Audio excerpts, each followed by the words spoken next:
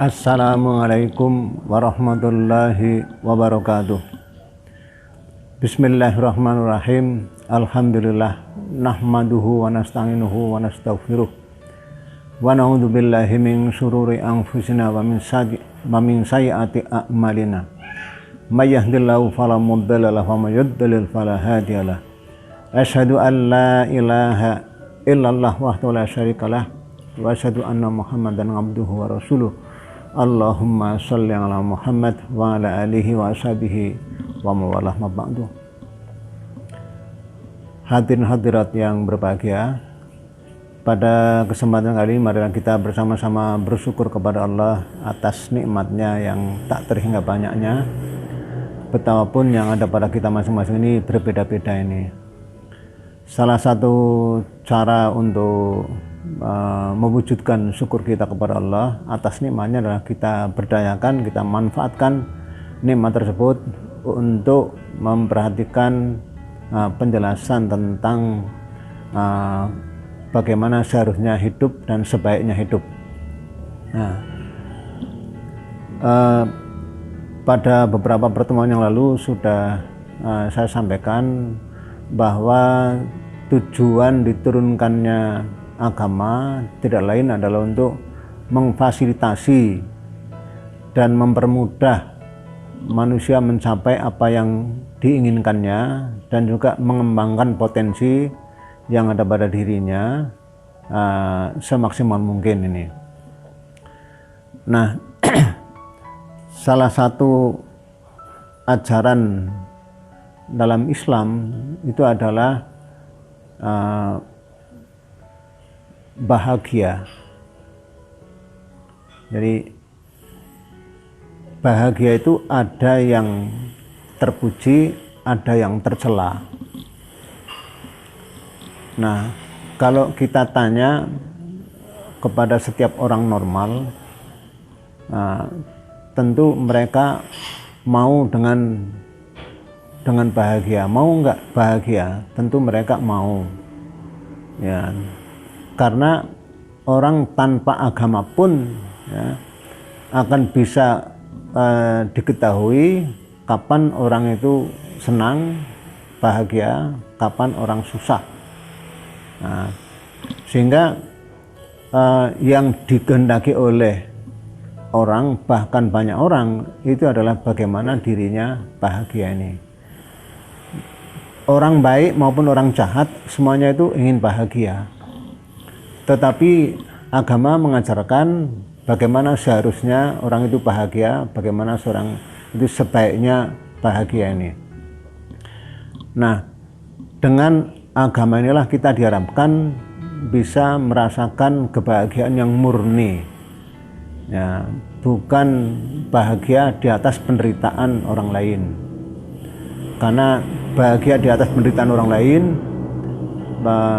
itu menyebabkan kebahagiaannya tidak murni, alias bercampur dengan hal-hal yang mengganggu kebahagiaan itu sendiri ini.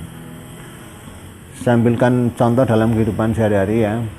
Ketika orang lapar, ya, dia ingin makan, lalu didapatinya makanan, tentu dia merasa senang ini. Tapi ada juga orang lain yang lapar. Hanya cara memenuhi menghilangkan rasa laparnya ini dengan cara yang keliru, yaitu dengan cara mencuri makanan, misalnya mencuri buah mangga yang ada di pekarangan orang lain ini. Pas dia ingin memetik mangga itu, ya dia merasa ini ada mangga, wah nanti kalau saya dapat mangga saya akan senang ini. Ya, begitu dia memanjat pohon atau dia memetiknya, pas dia metik sudah didapat, ketahuan orang. Ternyata yang mengetahuinya itu juga orang yang mengenalnya. Begitu orang yang mengambil atau memetik mangga ini dia pergi, berusaha untuk menikmatinya, itu dia merasakan berbagai macam perasaan yang tidak nyaman ini. Bahwa menikmati mangganya itu dia enak, senang, iya. tapi bercampur dengan hal-hal yang tidak disukainya ini. Nah, itu sekedar contoh bahwa bahagia ini ada yang murni, ada juga yang bercampur ini. Nah, ajaran agama khususnya ajaran agama Islam ya, itu mengajarkan bahagia yang murni seperti apa, bahagia yang bisa merusak itu seperti apa ini. Allah berfirman dalam surat Yunus surat ke-10 ayat 58. A'udzubillahi minasyaitonir rajim. Bismillahirrahmanirrahim. Qul bi fadlillahi wa bi rahmatihi fabidzalika falyafrahu huwa khairum mimma yajma'un.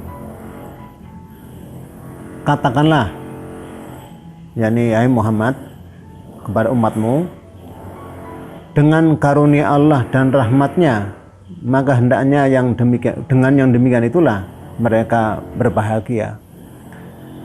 Bahagia dengan karunia dan rahmat Allah itu lebih baik daripada semua yang mereka kumpulkan. Artinya menurut ayat ini ada bahagia yang diperintahkan, yaitu bahagia dengan karunia Allah dan rahmatnya. Nah, lalu sebagian orang menyebutkan karunia Allah itu apa? Misalnya sebagian sahabat mengatakan fadlullah ay al-Islam. Karunia Allah itu adalah Islam. Nah, mungkin kalau orang melihat kok Islam ya, kok tidak agama yang lain misalnya ini. Orang perlu melihat Islam itu dari sisi pengertian ya, dari segi bahasa, dari sisi kandungannya ini. Karena dalam pandangan Islam, semua nabi, semua rasul ya, sejak Nabi Nuh atau sebagian orang menyebutnya sejak Nabi Adam sampai Nabi Muhammad, semua mengajarkan ajaran Islam. Jadi semua nabi itu mengajarkan ajaran Islam ini. Islam dalam pandangan Al-Quran itu maknanya adalah menyejahterakan, menyelamatkan ya, atau mendamaikan. Karena kata-kata Islam itu akar katanya adalah salima atau silm ya. Silm itu maknanya damai, juga selamat alias terbebas dari gangguan, juga bisa bermakna sejahtera ini. Nah, ketika kata salima ini ditransitifkan atau dimutangadikan dengan menambahkan hamzah di depan, awalan hamzah di depan, jadilah dia aslama yuslimu, Islam. Jadi Islam sebenarnya maknanya adalah menyejahterakan, mendamaikan, dan menyelamatkan. Kalau orang menginginkan tiga kondisi tersebut, ya Islam jalannya ini. Nah, bahwa ada sebagian kesan oleh sebagian orang ya, atau sebagian manusia bahwa Islam tidak seperti yang dikatakan mendamaikan atau menyelamatkan atau mensejahterakan, itu persepsi ya, persepsi. Bahwa persepsi itu dibangun di atas fakta, ya, karena fakta bisa juga dibangun di atas persepsi yang keliru. Nah, saya kira Al-Quran sebagai petunjuk hidup buat semua manusia sejak Rasulullah sampai akhir zaman, ini perlu kita pelajari dengan sebaik-baiknya ini. Nah, firman Allah dalam surat Yunus ayat 58 tersebut mengandung perintah bahwa kita manusia ini diperintahkan untuk bersenang-senang atau berbahagia dengan dua bahan atau dua materi, yaitu yang pertama dengan fadlullah, karunia Allah, yang kedua dengan rahmatnya. Nah, lalu yang dimaksudkan rahmat itu apa? Kalau dikatakan karunia itu tadi disebutnya sebagai Islam atau ditafsirkan sebagai Islam, ya, misalnya Ibnu Abbas itu mengatakan seperti itu. Lalu di ayat lain, ya, di dalam surat Al-Qasas ayat 86 dikatakan, A'udzubillahi minasyaitonirrajim, bismillahirrahmanirrahim, wa ma kunta tarju ayyulqa ilaikal kitaba illa rahmatan mir rabbik. Dan engkau Muhammad tidak berharap untuk diberi Al-Quran, diberi Alkitab kecuali sebagai rahmat dari Tuhanmu. Jadi menurut ayat ini jelas sekali bahwa yang dimaksudkan rahmat adalah Alkitab. Ya, Alkitab itu adalah wahyu yang Allah turunkan kepada Nabi Muhammad, sebagaimana disebutkan dalam surat Al-Baqarah ayat 2, A'udzubillahi bismillahirrahmanirrahim, Dzalikal kitabu la raiba fihi hudal lil muttaqin. Itulah Alkitab yang tiada keraguan di dalamnya sebagai petunjuk buat orang-orang yang bertakwa ini. Jadi rahmat yang kita diperintahkan untuk bersenang-senang dengannya itu adalah Alkitab. Artinya apa? Orang akan bisa mencapai kebahagiaan kalau dia mempelajari dan mengamalkan Alkitab, isi Alkitab. Nah, lebih jelas lagi, ya, kandungan dari Alkitab itu dijelaskan dalam surat Ali Imran ayat 7, bahwa Allah telah menurunkan kepada Muhammad, kepada Rasulullah, ya, huwallazi anzala alaikal kitaba minhu ayatun muhkamatun. Dialah yang menurunkan Alkitab kepadamu, ini kepada Muhammad. Di antara isinya itu adalah dikatakan sebagai ayatun muhkamatun, yaitu ayat-ayat muhkamat.